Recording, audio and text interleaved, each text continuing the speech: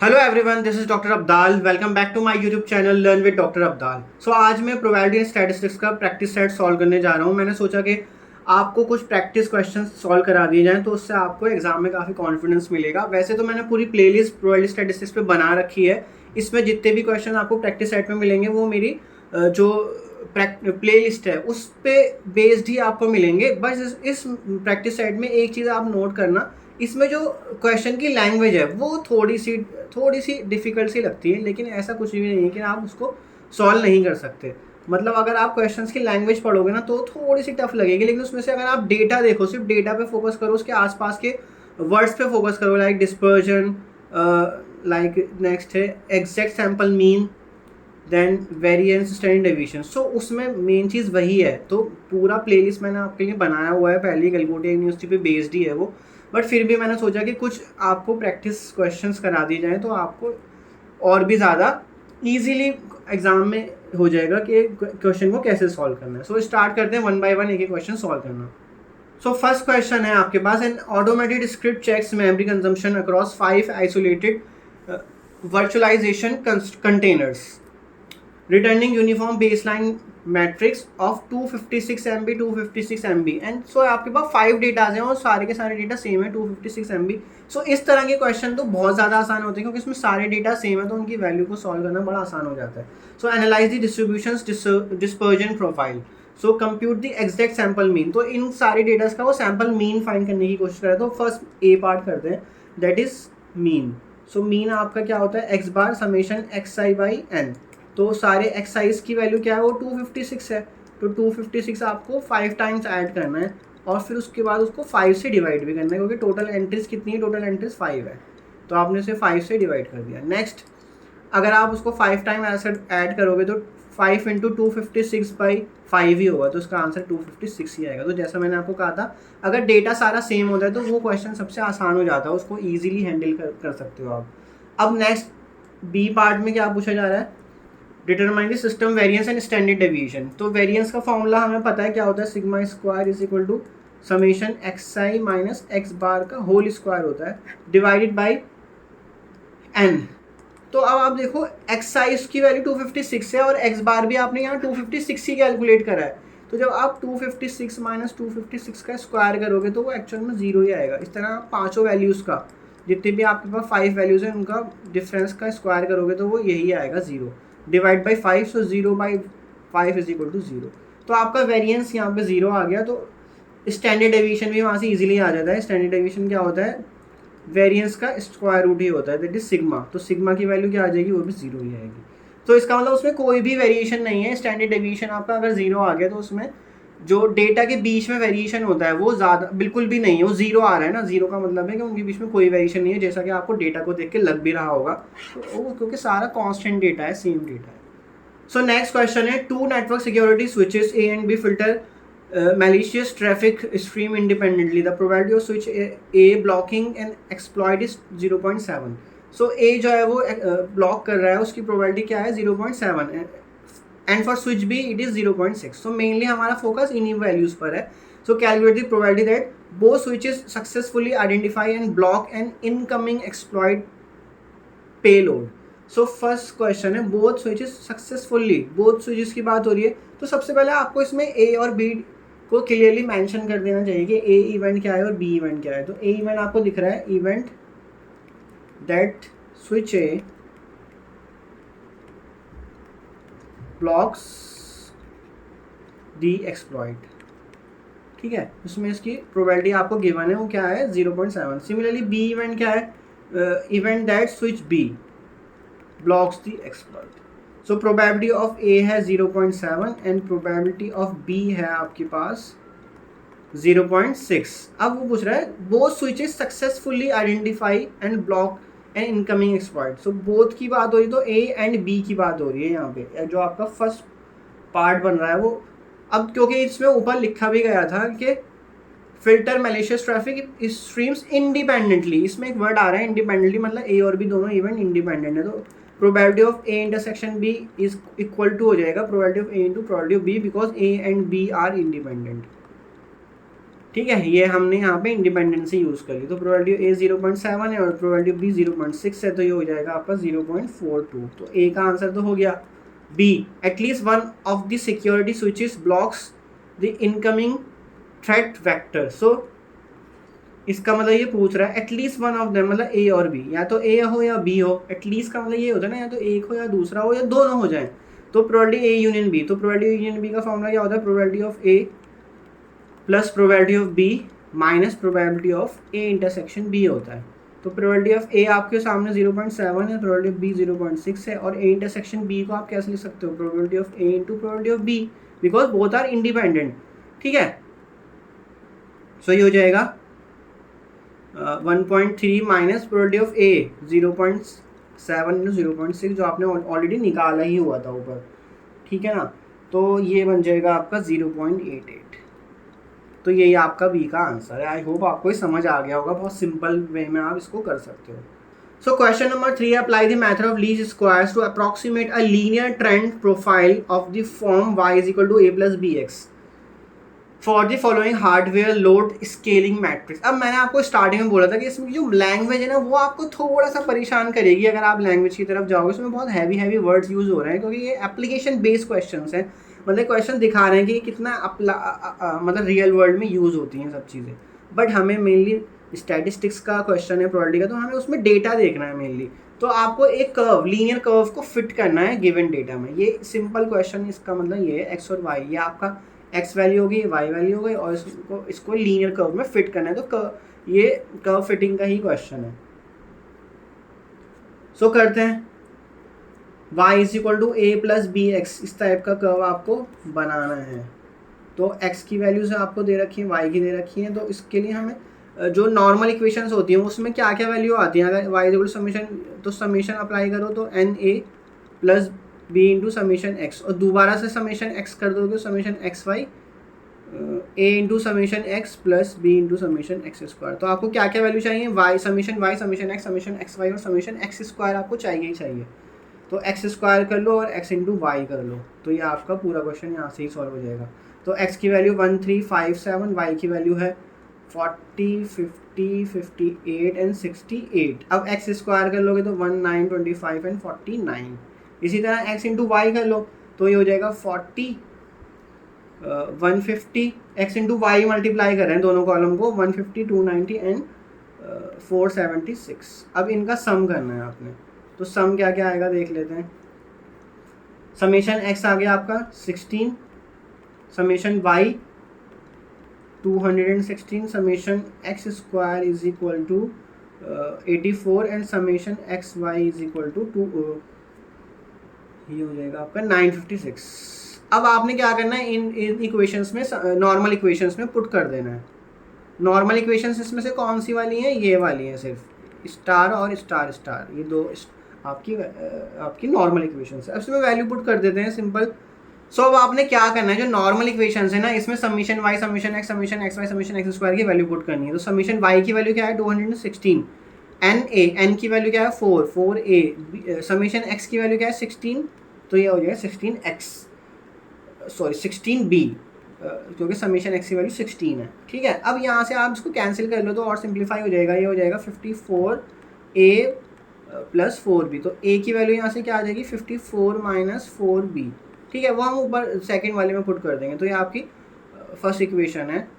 ठीक है, first equation, second equation. तो second equation summation x y की वैल्यू है 956 और a इंटू समीशन एक्स, तो समीशन एक्स है 16a, समीशन एक्स स्क्वायर है 84b। अब यहाँ से आपने क्या करना है, इस वाली इक्वेशन में जो आपकी सेकंड इक्वेशन है, ये फर्स्ट इक्वेशन है, तो पुट फर्स्ट इन सेकंड, तो इजीली सॉल्व हो जाएगा। 956, 16a की वैल्यू है 54 माइनस 4b एंड 84b। अब यहाँ से आपको वह b के लिए सॉल्व करना है। ठीक है, तो b के लिए आप सॉल्व करना, तो ये वैल्यू आपकी बनेगी अराउंड 20b92। ठीक है, ये मैंने सॉल्व करके रखी हुई थी ऑलरेडी, तो मैं आपको बता रहा हूँ, आप इसको सॉल्व कर लेना, ज़्यादा मुश्किल नहीं है। कैलकुलेटर आपके हाथ में होगा ही होगा, तो कैलकुलेटर की हेल्प से आप इजीली कर सकते हो। तो b की वैल्यू आ जाएगी आपके पास 4.6। तो b की वैल्यू आ गई, तो आप इसको क्या करो, आप इसको फर्स्ट में पुट कर दो। तो a की वैल्यू आ जाएगी 54 माइनस 4 इंटू 4.6, तो ए बनेगा आपका 35.6। तो ये आपका ए और बी आ गया। अब आपकी इक्वेशन ऑफ लाइन क्या थी, y is equal to A plus B x था, तो y is equal to A की वैल्यू है आपकी 35.6 एंड बी की वैल्यू है आपकी 4.6। ठीक है, यहाँ तक क्वेश्चन आपको समझ आ गया होगा आई थिंक। इसमें सिर्फ और सिर्फ आपको लीनियर कर्व को, लीनियर स्ट्रेट लाइन को फिट करना था गिवन डेटा में। ठीक है, सो नेक्स्ट क्वेश्चन है हमारे पास, a diagnostic parity simulator checks data words containing 6 bits. सो जो डेटा है ना उसको अंडरलाइन कर लिया करो, आसानी हो जाती है इससे डेटा को फाइंड करने में। The probability of an individual bit experiencing transmission noise distortion is 0.5।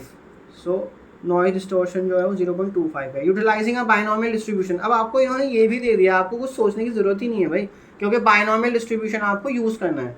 ठीक है, तो ये भी अंडरलाइन कर लेते हैं।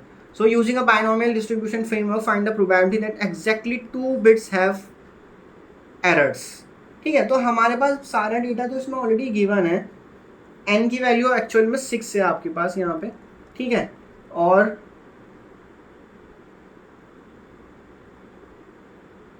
so probability that a bit has an error, वो आपको गिवन है क्वेश्चन में, वो है p की वैल्यू क्या है 0.25। ठीक है, n की वैल्यू 6 है। n क्या है आपके पास, डेटा वर्ड कंटेन 6 बिट्स, जो आपने यहाँ पे लिखा है डेटा वर्ड कंटेन 6 बिट्स, ये आपका n की वैल्यू है। उसके बाद q क्या होगा, नो एरर। एरर आने की तो 0.25 है, तो नो एरर आने की प्रोबेबिलिटी क्या हो जाएगी, जिसको आप q से डिनोट करते हो, 1 माइनस पी जो हो जाता है, तो 1 माइनस 0.25 दैट इज 0.75। ठीक है, x जो आपका रैंडम वेरिएबल होता है वो क्या है, number of bits with errors, number of bits with error.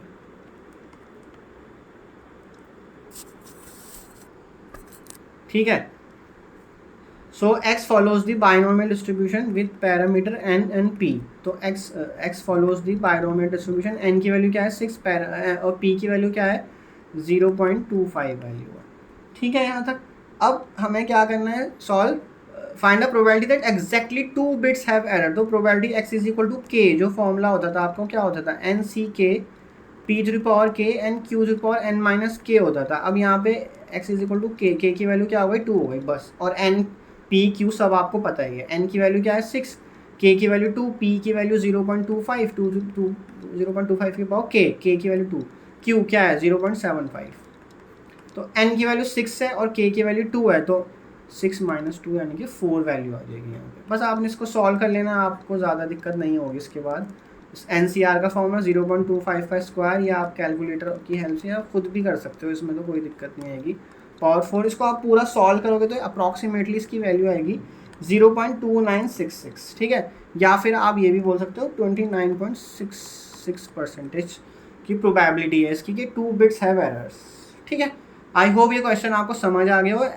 और मैंने बायनॉमियल वगैरह सब पे मैंने आपको बताया, प्रोबेबिलिटी स्टैटिस्टिक्स की पूरी प्लेलिस्ट बना रखी है, उसमें इसमें तो आपको बायनॉमियल बता दिया कि बायनॉमियल यूज़ करना है, बट कुछ क्वेश्चन ऐसे भी होते हैं इसमें नहीं पता लगता, तो मैंने सारा अपनी वीडियो में बताया हुआ है बायनॉमियल कहाँ लगता है, पॉइजन कहाँ लगता है। तो आप मेरी वीडियो ज़रूर देखना, आपको ज़्यादा क्लियरिटी हो जाएगी। सो नेक्स्ट क्वेश्चन है हमारे पास, question number 5। An API server logging router registers an average baseline of 5 unauthorized login alerts okay per our.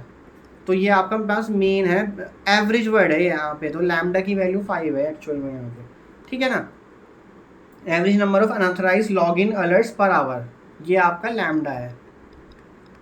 सो यहाँ पे हमें वैल्यू मिल गई, और इसमें पॉइजन ही यूज़ होगा तो हमें पता ही लग रहा है, क्योंकि इसमें आगे लिखा भी हुआ है पॉइजन प्रोसेस। ठीक है, तो पॉइजन इसमें यूज़ होगा। Assuming these system events fit a standard Poisson process model, evaluate. So A part है the probability that the logging system records exactly 2 alerts in a given hour. ठीक है, तो हमें एक चीज़ तो क्लियर है, लैम्डा की वैल्यू 5, और हमारे पास जो इसका प्रोबेबिलिटी डिस्ट्रीब्यूशन फंक्शन होता है वो क्या होता है, एक्सपोनेंशियल की power minus lambda, lambda two power के बाई के फैक्टोरियल। बस इसमें यही यूज़ होता है। अब ए को हम यूज़ करते हैं, ए में के की वैल्यू 2 है, जो आपको पूछ रहा है probability that the logging system records exactly 2 alerts. So probability x is equal to 2 आ गया यहाँ पे, एक्सपोनेंशियल की पावर माइनस लैम्डा, लैम्डा की वैल्यू 5 है, लैम्डा टू पावर के की वैल्यू 2 है, और के फैक्टोरियल दैट इज 2 फैक्टोरियल। अब ये सारी वैल्यू आप एक्सपोनेंशियल की पावर माइनस 5, ये सब आप कैलकुलेटर में सॉल्व कर सकते हो। तो मैं इसकी अप्रॉक्सीमेट वैल्यू लिख देता हूँ। इसकी वैल्यू आएगी 0.842 और 8.42%। ओके, अब बी पार्ट करते हैं। The probability that the system experiences complete quite operational time with zero alert, means के की वैल्यू यहाँ पे जीरो हो गई है। के की वैल्यू जीरो, तो probability x is equal to zero के लिए सॉल्व करना है। तो ये क्या हो जाएगा, एक्सपोनेंशियल की power -5, 5 to the power 0 by 0 factorial. तो ये तो और आसान, एक्सपोनेंशियल की पावर -5 ही सॉल्व करना है आपको इसके। तो इसकी वैल्यू आ जाएगी आपकी 0.00674। ठीक है, तो बस ये सिंपल है क्वेश्चन। तो मैंने जैसा आपको बताया, मेरी वीडियोस में आप क्वेश्चन देखोगे तो उसमें डायरेक्टली ऐसे क्वेश्चंस मिलेंगे जहाँ पे मेंशन नहीं है कि पॉइजन डिस्ट्रीब्यूशन यूज़ करना है, बट वहाँ पे मैंने सारी डिटेल बताई है कि उसमें कब पॉइजन यूज़ करना होता है, कब बाइनोमियल यूज़ करना होता है। ठीक है, उसमें सारी चीज़ें आपको मैंने कंडीशंस वगैरह बताई हैं कि कब यूज़ करना, तो आप ज़रूर देखना मेरी वीडियो जाके। सो क्वेश्चन नंबर 6 करते हैं। A database architect maps query complexity rating levels x against resulting backend execution response runtimes y measured in centiseconds। so x और y की वैल्यू आपको गिवन है। फर्स्ट पूछा determine the linear regression equation profile of y on x। अब आप, मैंने आपको क्या कहा था स्टार्टिंग में, इसमें बस लैंग्वेज का ही डिफरेंस है। लैंग्वेज देख के मत घबराना आप क्वेश्चन में एग्जाम के टाइम पे। इसमें देखो लीनियर रिग्रेशन लाइन को क्या लिखा है, लीनियर रिग्रेशन इक्वेशन प्रोफाइल लिख दिया ऑफ y ऑन x। सो वो बात वही है। ठीक है, सिर्फ आपको फॉर्मूला अच्छे से पता होना चाहिए। तो regression line y on x, इसका फॉर्मूला क्या होता है, इसका फॉर्मूला होता है y minus Y bar B Y X X minus x bar. और इसमें बी वाई एक्स जो होता है उसका फॉर्मूला होता है n into summation x y minus summation x summation y. Exam में बच्चे फॉर्मूला ही भूल जाते हैं, तो मैं आपको हमेशा एडवाइस देता हूँ कि एक फॉर्मूले की आप अलग से चार्ट बना लो, एक अलग से दीवार पे लिख लो, एक चार्ट में, एक पेज में, कि फॉर्मूला किसका क्या है, और उसे आते जाते याद रखा करो जब भी आपका एग्जाम आने वाला हो। क्योंकि फॉर्मूला प्रोबेबिलिटी स्टैटिस्टिक्स में बहुत इंपॉर्टेंट। फॉर्मूला नहीं पता तो आप क्वेश्चन कर ही नहीं सकते। बाकी थ्योरी वाले सब्जेक्ट्स में ये होता है कि आपको अगर थोड़ा सी भी चीज़ों के बारे में नॉलेज तो आप लिख लेते हो, लेकिन मैथ्स में, इसमें इस स्पेशल प्रोबेबिलिटी में आपको फॉर्मूला पता ही होना चाहिए।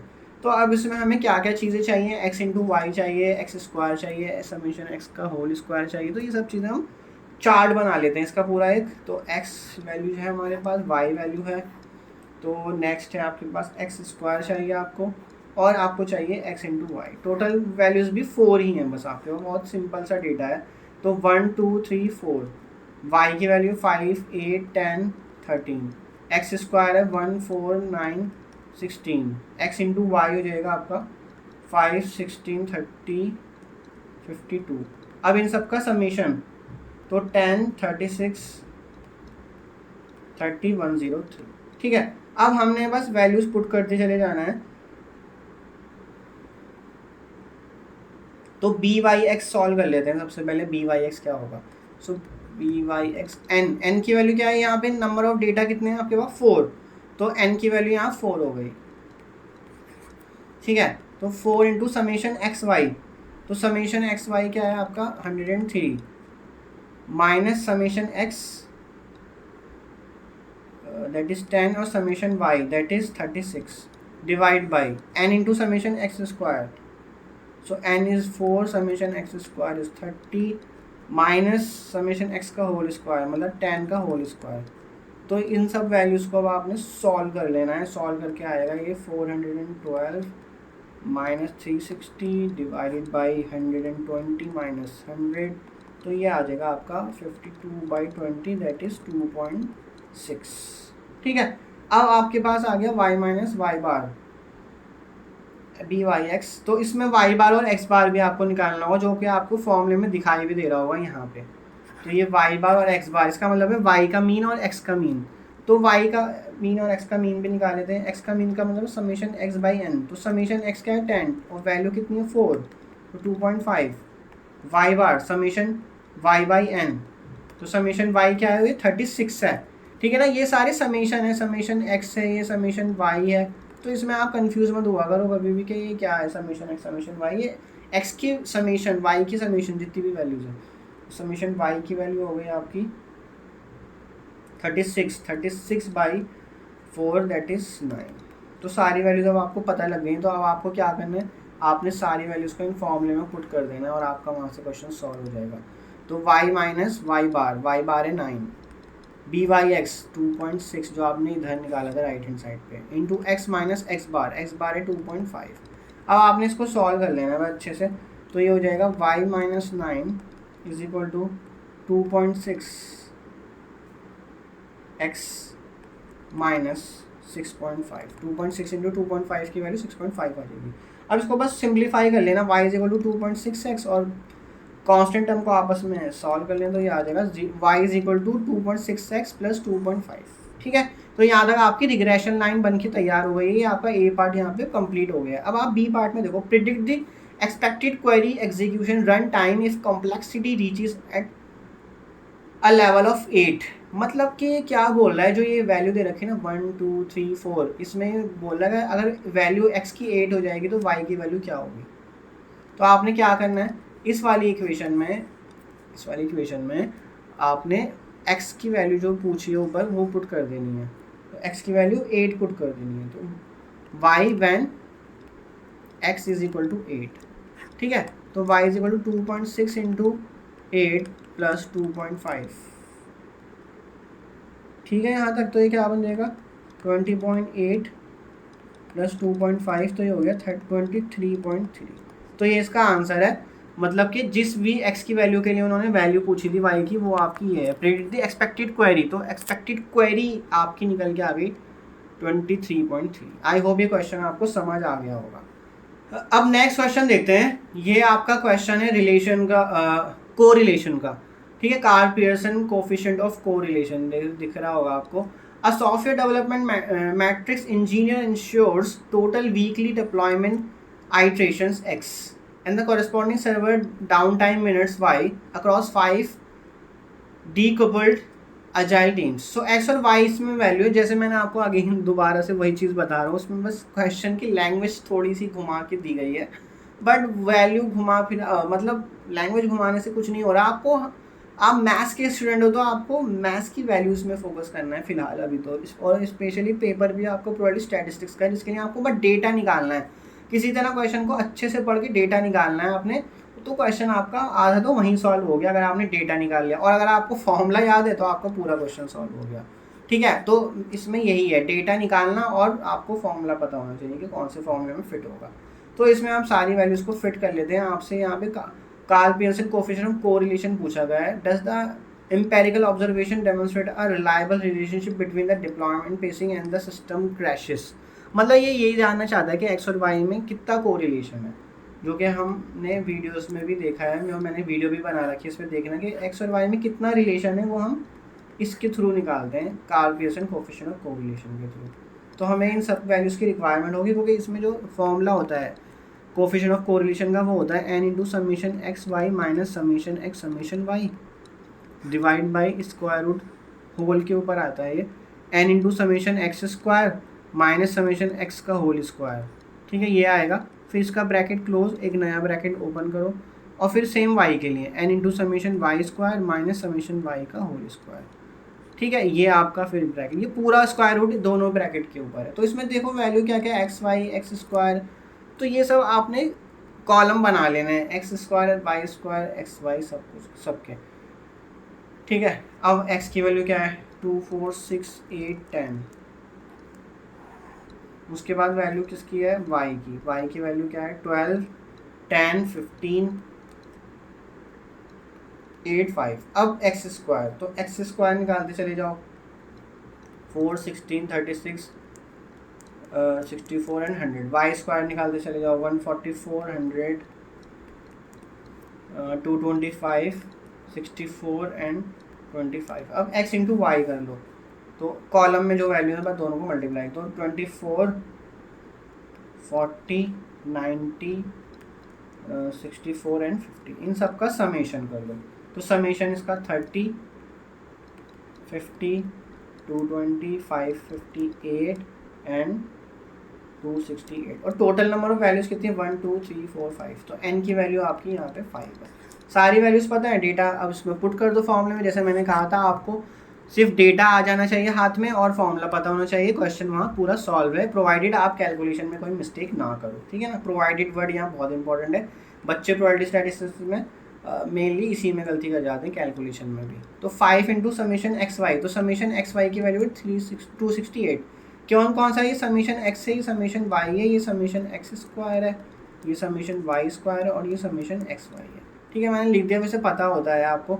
समेशन एक्स क्या है 30, समेशन वाई क्या है 50, डिवाइड बाय, अब यहाँ पे है बहुत बड़ा स्क्वायर रूट, फिर एन की value again 5, summation x square वो है आपका 220 माइनस 30 का स्क्वायर, फिर ब्रैकेट क्लोज, स्क्वायर हम बाद में कर लेंगे, ठीक है। लिख रहा हूँ अभी डेटा सिर्फ। 5 इंटू समेशन वाई स्क्वायर, तो समेशन वाई स्क्वायर क्या है 558 माइनस समेशन वाई का होल स्क्वायर, तो 50 का होल स्क्वायर आ जाएगा यहाँ पे, और ये पूरे के ऊपर आपका स्क्वायर रूट। अब बस आपको वैल्यू सॉल्व करनी, तो न्यूमरेटर आ जाएगा आपका -160 और डिवाइड बाई, अब इन सारे ब्रैकेट को आप सॉल्व करके मल्टीप्लाई करोगे तो ये आएगा 5800, 5800 का स्क्वायर रूट लगाओगे तो ये आ जाएगा आपका 240.83, ठीक है। कैलकुलेटर से ही होगा ये, ठीक है, बिना कैलकुलेटर के आप नहीं कर पाओगे। तो अपना कैलकुलेटर लेके जाना, एग्जाम में बहुत डिस्टर्बेंस होता है और आप कैलकुलेटर में वैल्यू लिख के दूसरे बच्चों से शेयर भी कर देते हो, जो कि चीटिंग का बहुत इजी मेथड है। लेकिन मैं आपको ये एडवाइस करूँगा, अपना कैलकुलेटर लेके जाओ, फोकस रहो, दूसरे के कैलकुलेटर का वेट मत करो, आपका टाइम खराब होगा। आप अपना कैलकुलेटर में आसानी से करो चीज़ों को, और कैलकुलेटर में शॉर्टकट्स भी होते हैं, वो सीख के जाओ। कैलकुलेटर पे भी मैंने वीडियो बनाई हुई है, वो भी देख सकते हो। नॉर्मल डिस्ट्रीब्यूशन की भी वीडियो आप, मैंने नॉर्मल वैल्यूज़ भी निकालनी सिखाई हैं, तो आप वो भी देख सकते हो मेरी कैलकुलेटर की वीडियो जाके।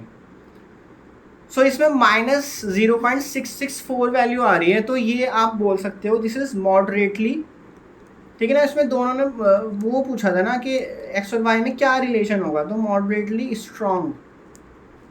स्ट्रांगली नेगेटिव, तो के नेगेशन का साइन आ रहा है, रिलेशनशिप। परफेक्ट कब होता है, परफेक्टली नेगेटिव -1 पे होता है, और जैसे जैसे -1 की तरफ अप्रोच कर रहा है तो उसको स्ट्रांगली नेगेटिव रिलेशनशिप बोल दिया, क्योंकि वो स्ट्रॉन्ग की तरफ जा रहा है धीरे धीरे, ठीक है। तो इसलिए -0.664 की वैल्यू जो है मॉडरेटली स्ट्रांगली नेगेटिव बोल सकते हो। अदरवाइज आप इसमें वैल्यू भी निकाल के छोड़ दोगे, इनफ है, आपको पूरे नंबर मिल जाएंगे। सो नेक्स्ट क्वेश्चन नंबर 8 है, the base line execution process life span of an optimization query over a big data matrix is normally distributed with mean mu of 120 ms and a standard deviation of sigma of 615 ms। इसमें एक बड़ी beauty मुझे लग रही है इन questions में, जो आपकी प्रैक्टिस शीट बनाई गई है इस बार, इसमें जो क्वेश्चन बनाए गए ना, सब कुछ क्लियरली दिखा रखा है कि आपका मीन ये है, स्टैंडर्ड डेविएशन ये है, और कौन सा डिस्ट्रीब्यूशन यूज़ होना है। कभी कभी तो लिखा भी नहीं होता है कि कौन सा डिस्ट्रीब्यूशन यूज़ करना है, तो आपके लिए बहुत आसानी हो जाएगी जहाँ तक मुझे लगता है। तो आपने इसमें जो डेटा है, एक तो नॉर्मल डिस्ट्रीब्यूशन है, मीन आपका 120 है, स्टैंडर्ड डेविएशन आपका 15 है। तो ए पार्ट है, determine the probability that a query iteration completes in under 105 ms। तो अब सबसे पहले एक्स फॉलो कर रहा है, normal distribution with parameter mu and standard deviation, या फिर वेरिएंस भी लिख देते हैं, वैसे तो स्टैंडर्ड डेविएशन लिखना चाहो तो स्टैंडर्ड डेविएशन भी लिख सकते हो। तो एक्स फॉलोज कर रहा है, मीन है आपका 120 और स्टैंडर्ड डेविएशन है आपका 15, ठीक है। तो ये आपका अब फर्स्ट पार्ट करते हैं। वो बोल रहा है query completes in under 100 ms, तो मतलब probability x less than 105 ms। अब हम इस क्वेश्चन को कभी भी ऐसे नहीं करते हैं, इसको स्टैंडर्ड में कन्वर्ट करते हैं। तो स्टैंडर्ड क्या होता है, x minus mu by sigma, तो 105 माइनस म्यू की वैल्यू 120 बाई सिग्मा की वैल्यू क्या है 15, तो ये बन गया प्रोबेबिलिटी ऑफ जेड। तो क्योंकि जेड की वैल्यू क्या होती है स्टैंडर्ड नॉर्मल वेरिएट की, x minus mu by sigma होती है, ठीक है। तो लेस देन 105 माइनस मतलब -15/15, तो ये हो गया प्रोबेबिलिटी जेड लेस देन -1। तो इसमें आपको डिपेंड करता है कौन सी टेबल गिवन है। अगर क्यूमुलेटिव की बात करो, क्यूमुलेटिव का मतलब क्या होता है कि आपको एक वैल्यू गिवन होगी, मान लो जेड से पहले की सारा एरिया आपको गिवन होगा कि इस कर्व के नीचे का एरिया क्या है।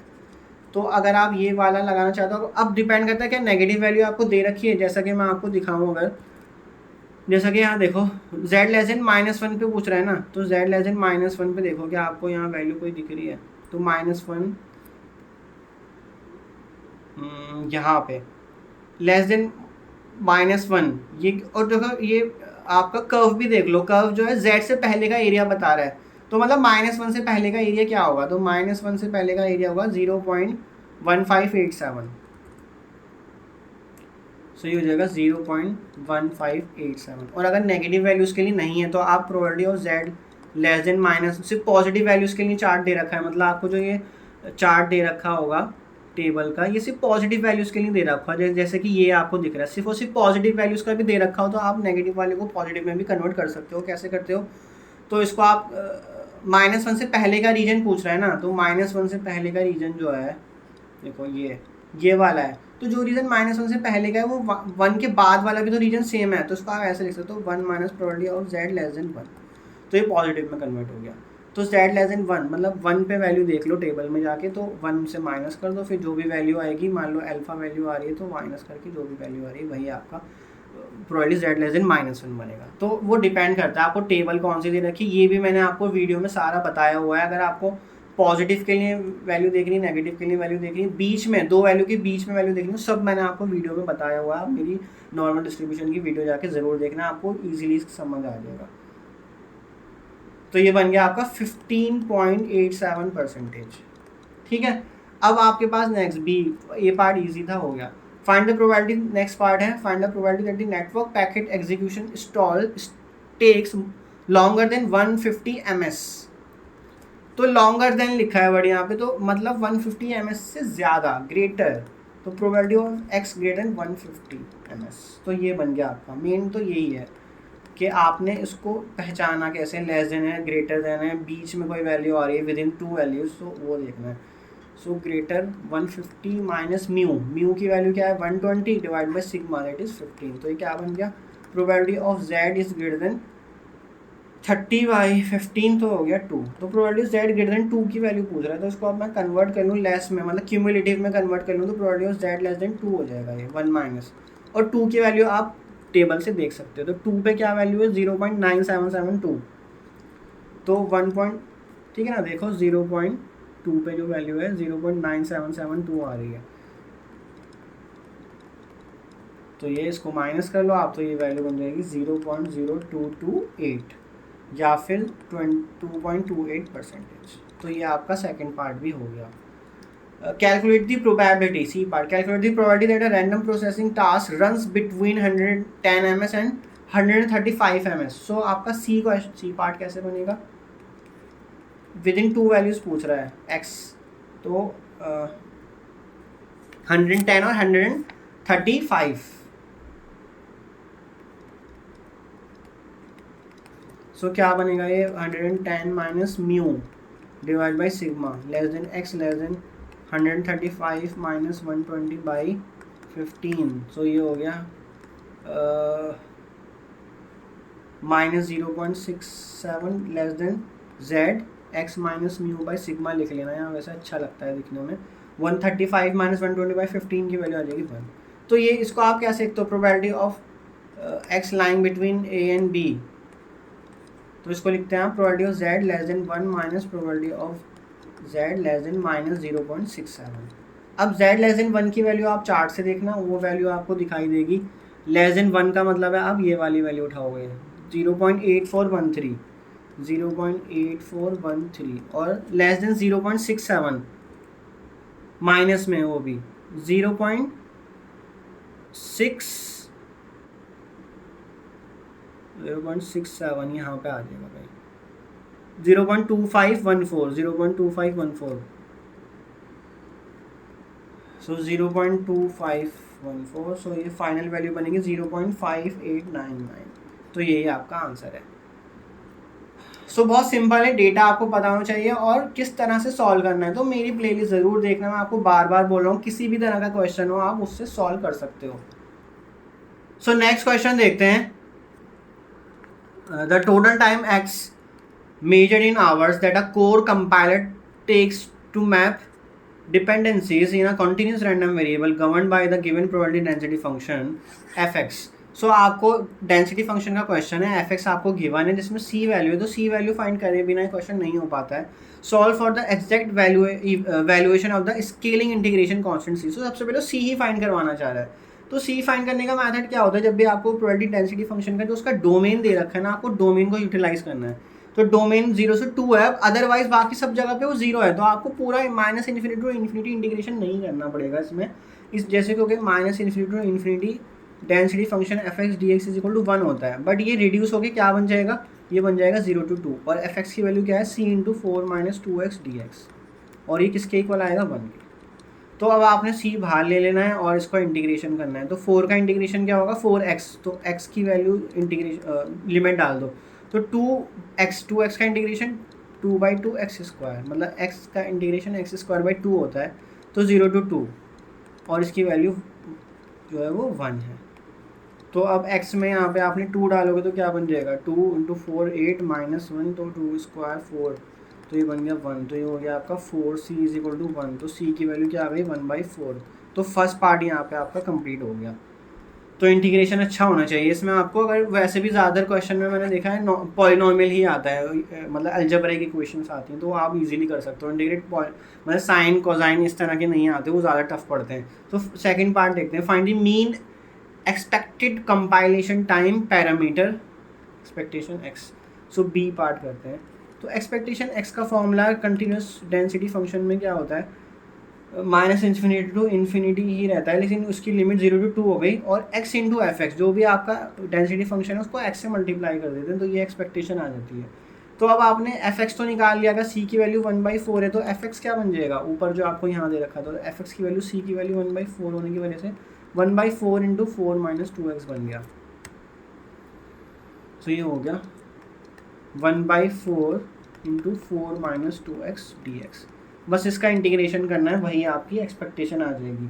तो इंटीग्रेशन कर लो, 1/4 बाहर कर देते हैं, 0 to 2, और x को मल्टीप्लाई करो 4x माइनस 2x² dx, ठीक है, 1/4। अब बस इंटीग्रेशन करते हैं, 4/2x² आ गया, लिमिट डाल दो इसमें 0 to 2, फिर 2/3 x³, क्योंकि x² का इंटीग्रेशन करा तो x³/3 होता है वो, तो 1/4, 2 इंटू 2² मतलब 4 माइनस 0 माइनस 2/3, तो 2 का क्यूब 8, फिर 1/4 अगेन 8 माइनस 16/3, तो उसका एलसीएम वगैरह ले लो आप, 1/4 3 लिया तो ये हो गया 24 माइनस 16, तो 1/4 इंटू 8/3, तो ये हो गया 8/12, सो दैट इज 2/3। तो इसका आंसर बी का एक्सपेक्टेशन एक्स आ गया आपका दिस। सो नेक्स्ट है third part, determine the specific probability bounds that are run takes longer than 1 hour. तो प्रोबेबिलिटी एक्स ग्रेटर देन 1 के लिए वो पूछ रहा है क्या होगी वैल्यू उसकी, सी पार्ट में। तो प्रोबेबिलिटी एक्स ग्रेटर देन 1 कर देते हैं अब बस। Next probability x greater than 1, सो 1 से लेके 2 तक इंटीग्रेशन करना है आपने, किसका, एफ एक्स का, एफ एक्स डी एक्स।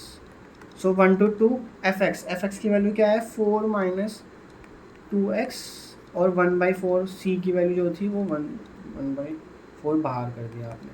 सो अब इसका इंटीग्रेशन करो, 4x की वैल्यू 1 से 2 माइनस 2/2x², और 1 से 2 इसकी लिमिट डाल दिया आपने। सो 1/4 x की वैल्यू 2 माइनस 1, तो 2 माइनस 1 क्या होगा, 1 होगा, तो 4 से मल्टीप्लाई कर दिया।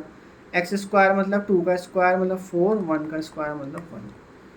लिमिट डाल लो मैं बस इसमें, अब x की वैल्यू में और x² की वैल्यू में मैंने अपर लिमिट और लोअर लिमिट डाल दी है। तो 1/4, तो 4 माइनस 3, तो 1/4 इसका आंसर हो जाएगा, मतलब 0.25। सो यहाँ पे क्वेश्चन ख़त्म हो गया। सिंपल क्वेश्चन था क्योंकि आपका ये फंक्शन ही ईजी था, तो इसमें डिपेंड करता है आपका फंक्शन कैसा, उसी तरह इंटीग्रेशन जाता है, और इंटीग्रेशन की लिमिट्स भी वैसे ही वेरी करती हैं। सो क्वेश्चन नंबर 10 देखते हैं। The number of concurrent threads locked on 2 distributed databases x and y maintains a joint probability mass function defined as this। सो आपके ये joint probability mass function का क्वेश्चन है, जिसमें joint function दे रखा है आपको, जिसको आप pxx या py से भी डिनोट कर दो, ठीक है, pxy या pfxy से, sorry. So x plus y by 21 दे रखा है इसको। तो evaluated over the operation domains limit x belong to 1 to and y belongs to 1 to 3। Okay, so first part है इसमें, create and completely fill the values for the discrete joint probability mass function matrix grid. Value the discrete joint probability mass function. ठीक है, तो बनाते हैं इसका questions को। हमारा ए पार्ट है, इसको वो ग्रिड पूछ रहा है सिंपल, तो ग्रिड बना लेते हैं इसकी। तो x की वैल्यू यहाँ रखेंगे ऊपर और y की यहाँ। तो x की वैल्यू कहाँ से कहाँ वेरी करेगी, क्वेश्चन में ऊपर दे रखा है यहाँ पे 1 से 2, तो 1 and 2, और y की वैल्यू 1 2 3।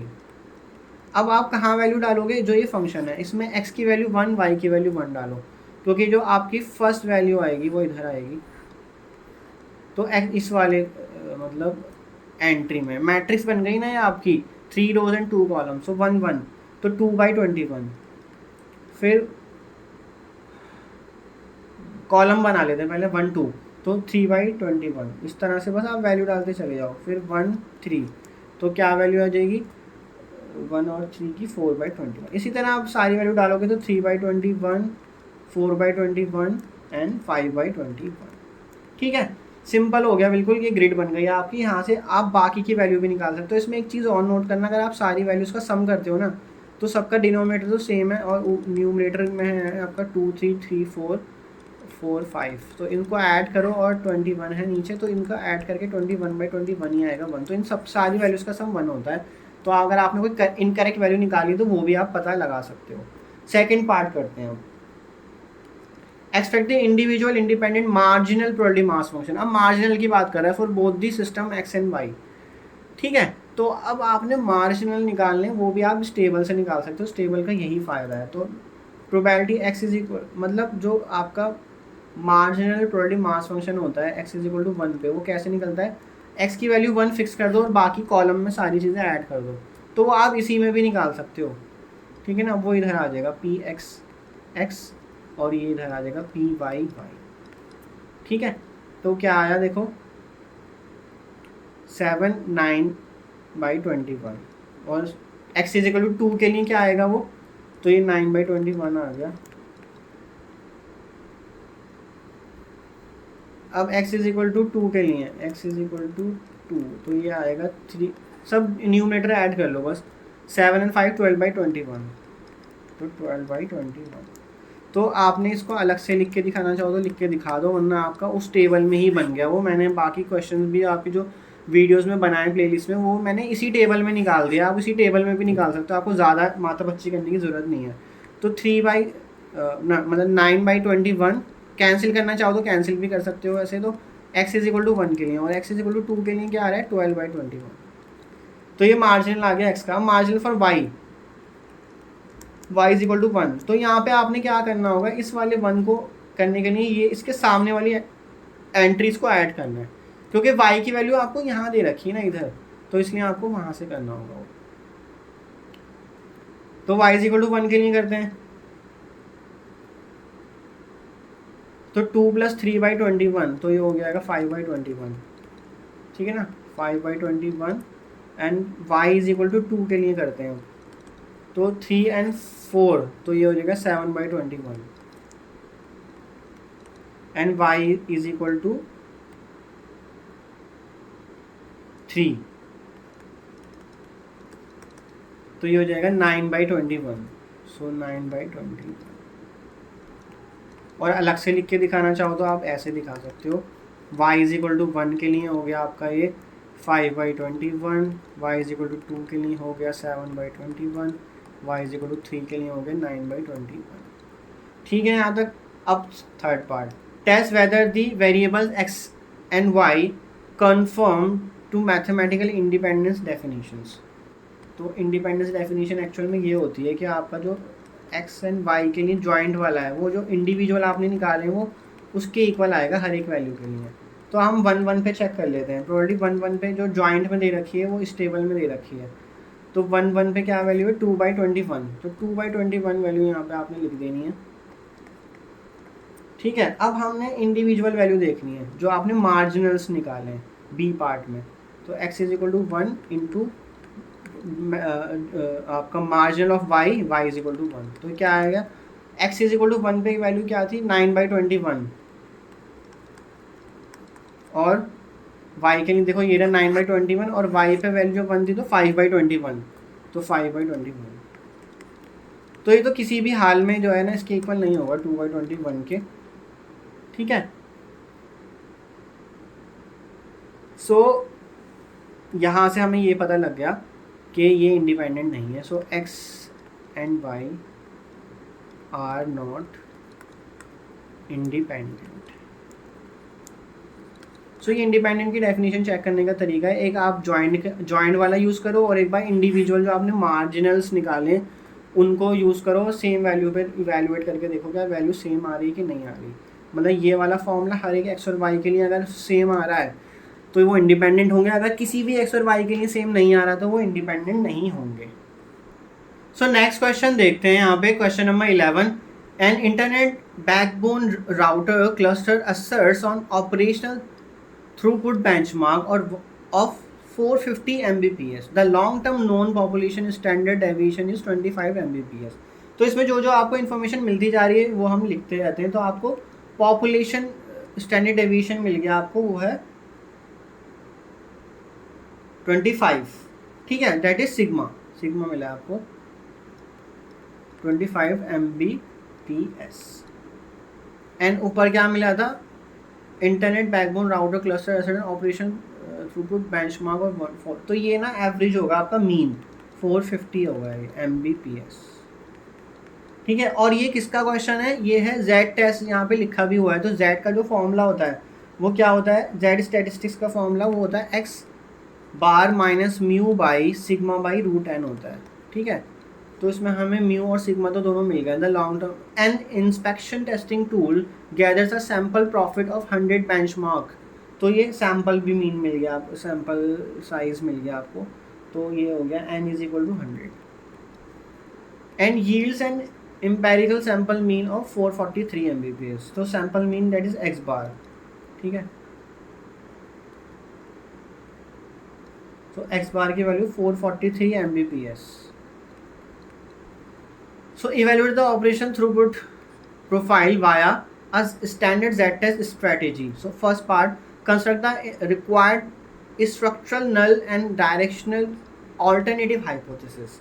तो ये हम बना लेंगे। इसमें एक चीज़ और नोट करो आप, जो और वैल्यूज़ की रिक्वायरमेंट होती है, जैसा कि आपका म्यू हो गया, सिग्मा हो गया, एन हो गया, अल्फ़ा की वैल्यू है दे रखी है आपको इस क्वेश्चन में 0.05, और इसमें Z क्रिटिकल वैल्यू भी दे रखी है जो टेबल से देखनी होती है। तो ये बहुत आसान हो गया आपके लिए, टेबल से बच्चे गलत वैल्यू निकाल लेते हैं। तो क्रिटिकल वैल्यू दे रखी है 1.96, मैं बता भी दूंगा आपको कैसे आती है वैल्यू।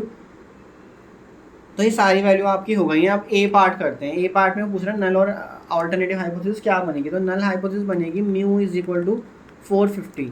अब आपको ऑल्टरनेटिव का ना यहाँ पे ना तो ग्रेटर वर्ड दिख रहा होगा ना लेस ना नॉट इक्वल। तो जब भी ऐसा है तो हमेशा नॉट इक्वल के लिए ही जाओगे, क्योंकि वो क्लेम कर रहा है कि आपका जो मीन है वो 450 रहेगा।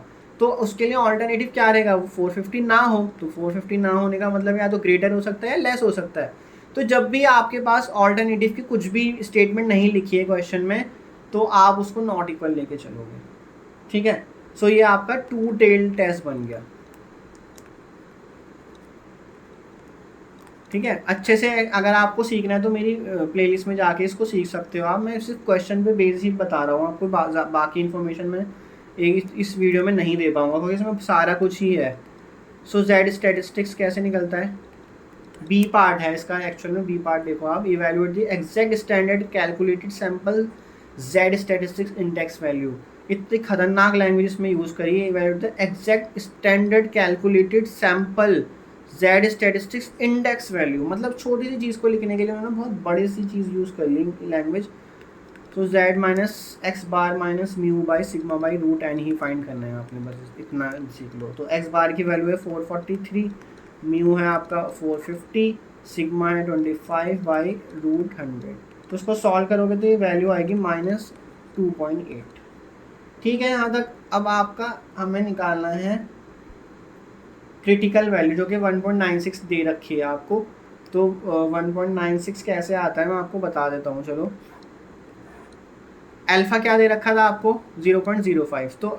तो Z alpha by 2 Z alpha by 2 इसमें दो जगह डिवाइड हो जाता है क्योंकि 2 टेल टेस्ट है। अब आपने क्या करना है, जो भी अल्फ़ा बाई 2 होगा 1 माइनस अल्फ़ा बाई 2 कर दोगे आपको। तो 1 अल्फ़ा की वैल्यू 0.05 बाई 2, तो 1 माइनस 0.025, तो ये क्या बना 0.975। तो अब आपकी जो जेड की टेबल होती है ना, तो उसमें आपने बीच में वैल्यू ढूंढनी है 0.975। क्लियर है, ये पॉइंट इसमें इंपॉर्टेंट होता है। तो जो z की वैल्यूज़ दे रखी होती है ना, उसमें आपको अब साइड वाली और रो वाली वैल्यू नहीं देखनी है, उसमें आपने जो टेबल के अंदर वैल्यूज़ होती है ना, उन सारी वैल्यूज़ को देखना है और उसमें सर्च करना है 0.975 का है। अब मान लो 0.975 यहाँ आ रहा है, तो उसके कॉरेस्पॉन्डिंग में इधर जाओगे और इधर वाली ऊपर वाली वैल्यू ऐड करोगे, तो जो ऐड करोगे ना वो वैल्यू आएगी 1.96। मतलब 1.9 इधर लिखा होगा और 0.6 इधर लिखा होगा, 0.06 लिखा होगा ऊपर। तो 0.06 और 1.9 को जब ऐड करोगे तो 1.96 बनेगा। तो z alpha by 2 1.96 positive side में होगा, माइनस 1.96 इधर होगा। तो z alpha by 2 plus minus 1.96 जो कि आपको क्रिटिकल वैल्यू दे रखी है।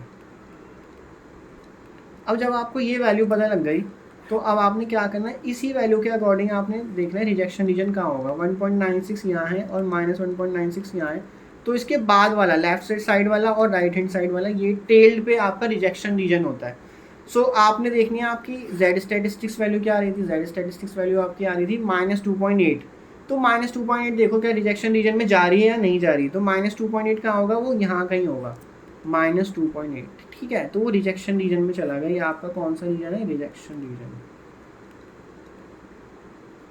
ठीक है, ये और ये वाला भी दोनों रिजेक्शन रीजन है, तो वो रिजेक्शन में चलेगा। इसका मतलब नल हाइपोथेसिस आपकी रिजेक्ट हो जाएगी। तो आपका जो सी पार्ट में डिसीजन बनेगा, जो आपने पूछा भी होगा, देखो ऊपर पढ़ो जरा एक बार इसको। Render a decision regarding the backbone router cluster status at alpha is equal to 0.05। तो यहाँ पे डिसीजन बना के बताना है। तो डिसीजन क्या बना, reject null hypothesis that is H0। So आज के प्रैक्टिस सेट का लास्ट क्वेश्चन है आपका, ये टी टेस्ट पे क्वेश्चन है। ठीक है, इसमें डिग्री ऑफ फ्रीडम का यूज होता है। A cloud virtualization team test an optimization firmware intended to handle disk blocks. A sample traced tracking 16 instances shows an average latency score of 42 ms along with a sample standard deviation of 8 ms. Test the claim that the baseline system latency stands at 45 ms using a t-test matrix configuration. Assume the tabulated reference critical boundary t is equal to 2.131। तो इसमें ना actual में क्या दे रखा है questions में ना, सारी वैल्यूज़ आपके सामने लिखी हुई हैं, आपको टेबल देखने की रिक्वायरमेंट नहीं है। तो टी टेस्ट की सबसे पहले तो आपको स्टैटिस्टिक्स पता होनी चाहिए क्या होती है, उसका फॉर्मूला मतलब x bar minus mu by s by root n आता है। यहाँ पे सैम्पल मीन आता है, सैम्पल स्टैंडर्ड डेविएशन आता है, ना कि स्टैंडर्ड डेविएशन आता है। ठीक है, तो इसी के अकॉर्डिंग आप सारा वैल्यूज़ निकाल लोगे क्वेश्चन में से। ठीक है, तो वैल्यूज़ निकालते हैं सबसे पहले। तो आपका जो मीन है आपका mu is equal to 45 ms कहाँ दे रखा है ये, test the claim that the baseline system latency stands at 45 ms। ठीक है, उसके बाद n की वैल्यू यहाँ पे 16 दे रखी है। A sample trace tracking 16 instantaneous, sample mean that is x bar. तो क्वेश्चन एक बार पूरा ज़रूर पढ़ना, आपको वहाँ से सारी वैल्यू ना टर्म्स लिखी होती हैं। तो आपका जो सैम्पल मीन है उसकी देखो यहाँ लिखा था average latency score 42 ms with a sample standard deviation. तो जिसका सैम्पल स्टैंडर्ड डेविएशन 8 है उसी का जो सैम्पल मीन है वो 42 दे रखा है आपको। तो sample standard deviation that is s is equal to 8 ms और 42 ms था आपका सैम्पल मीन। फिर आपका टी क्रिटिकल वैल्यू भी दे रखी है, जो आपको टेबल से देखनी होती है ना, वो इन्होंने यहीं दे रखी है 2.131 है वो। ठीक है, और डिग्री ऑफ फ्रीडम क्या होता है आपका n-1। तो n की वैल्यू क्या है 16, तो 16 - 1 दैट इज 15। तो वो अल्फ़ा भी दे रखा है, लेकिन इसमें अल्फ़ा ही नहीं दे रखा लेवल सिग्निफिकेंस लेवल।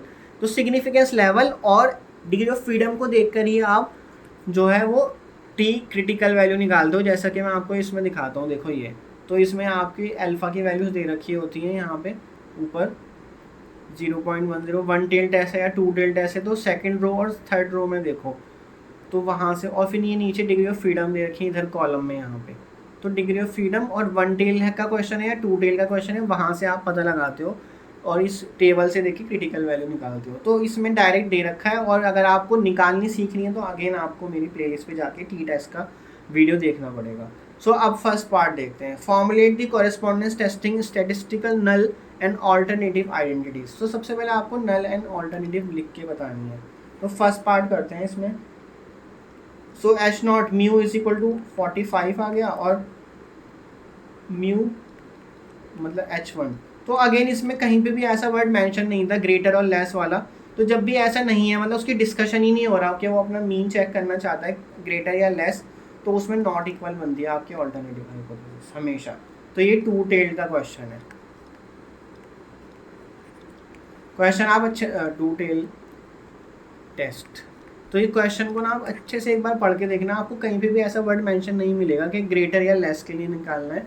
तो जब ऐसा कुछ मेंशन नहीं होता तो हम बाय डिफ़ॉल्ट उसको नॉट इक्वल के लिए करते हैं, क्योंकि अगर उसने ये माना है कि null hypothesis mu equal to 45 है, तो अगर उसने कहीं पे भी कुछ मेंशन नहीं करा तो हम 45 के लिए तो चेक कर रहे हैं ना।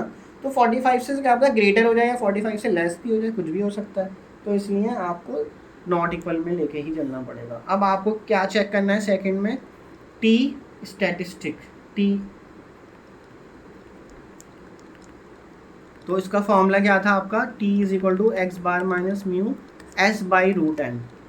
तो एक्स बार क्या है 42 minus mu 45, s sample standard deviation है 8 बाई रूट एन का मतलब है 16। तो ये क्या बन गया 42 minus 45 divide by 8 by root 16, तो -3/2। तो ये हो गया -1.5। ठीक है, तो ये दो पार्ट हो गए। कंप्यूट दी कैलकुलेटेड टी स्टैटिस्टिक मैंने निकाली थी last. Provide a system validation conclusion regarding the firmware और ऑप्टिमाइजेशन सिग्निफिकेंस। ठीक है, तो सी पार्ट में कंक्लूजन बतानी है आपने।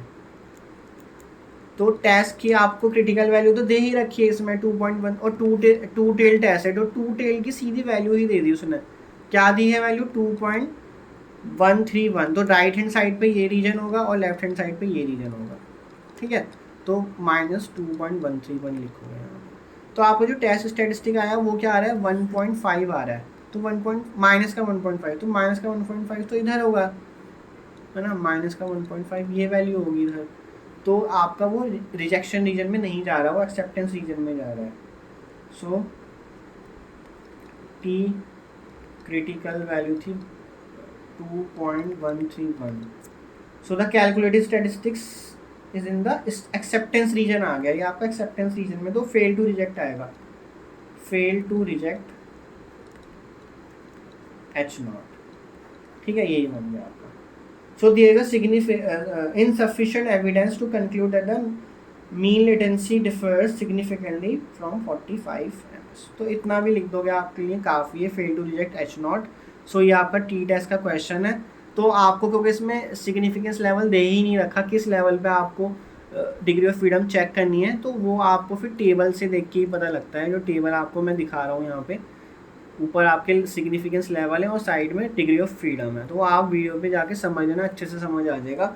सो मैं बार बार यही कह रहा हूँ, इसमें एक तो क्वेश्चंस की लैंग्वेज जो है प्रैक्टिस सेट में थोड़ी टफ दे रखी है, थोड़ा टफ बना दिया उस हिसाब से, लैंग्वेज के हिसाब से। अदरवाइज डेटा आपको पता है, डेटा आपके हाथ में आ गया एक बार, तो उसके बाद आपने वो फॉर्मूले में फिट कर देना, तो आपका वहाँ से पूरा का पूरा क्वेश्चन इजीली सॉल्व हो जाएगा। सो अगर आपको मेरा कंटेंट वीडियो पसंद आती है, जो मैंने पुराने वीडियो सारी बना रखी हैं, प्रोबेबिलिटी स्टैटिस्टिक्स मैंने पहले पढ़ाया था, और अब मैं डिस्क्रीट मैथमेटिक्स की भी कंप्लीट कर चुका हूँ ऑलमोस्ट, सिर्फ आपका लैटिसेस रहता है, उसके बाद वो भी कंप्लीट हो जाएगा। तो अगर मेरा कंटेंट आपको पसंद आ रहा है तो मेरे चैनल को लाइक शेयर सब्सक्राइब ज़रूर करें। तो फिर मिलेंगे नेक्स्ट वीडियो में। Thank you so much.